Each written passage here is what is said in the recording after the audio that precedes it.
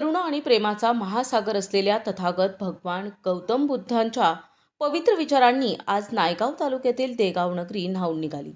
निमित्त होते देगाव येथील तक्षशिला बुद्ध विहारात आयोजित करण्यात आलेल्या भव्य दिव्य बुद्धमूर्ती प्राणप्रतिष्ठा सोहळ्याचे. दिनांक 2 फेब्रुवारी 2026 पार पडलेल्या या ऐतिहासिक सोहळ्याने सामाजिक ऐक्य आणि समतेचा नवा अध्याय लिहिला आहे. सकाळी धम्मध्वजारोहणाने या मंगल पर्वाची सुरुवात झाली. त्यानंतर गावातून काढण्यात आलेली तथागतांच्या मूर्तीची भव्य मिरवणूक हे या सोहळ्याचे मुख्य आकर्षण ठरले. हातात पंचशील ध्वज घेऊन श्वेतवस्त्र परिधान केलेले हजारो उपासक उपासिका आणि तरुणाईच्या जयघोषाने देगाव नगरी भक्तिमय झाली होती.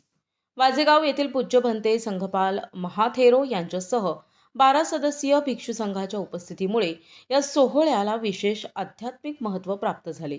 या प्रसंगी ज्येष्ठ उपासक भीमराव रामजी गायकवाड यांच्या हस्ते भंतेजींना चिवरदान करण्यात आले. यावेळी मार्गदर्शन करताना भंतेजींनी आजच्या अशांत जगात मानवाला केवळ बुद्धांची मैत्री आणि करुणाच तारू शकते असे प्रतिपादन केले.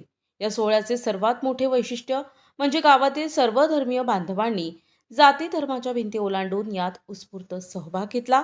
सरपंच प्रतिनिधी संभाजी मोरे यांच्यासह गावातील अनेक मान्यवरांची उपस्थिती सामाजिक सलोखा अधोरेखित करणारी होती.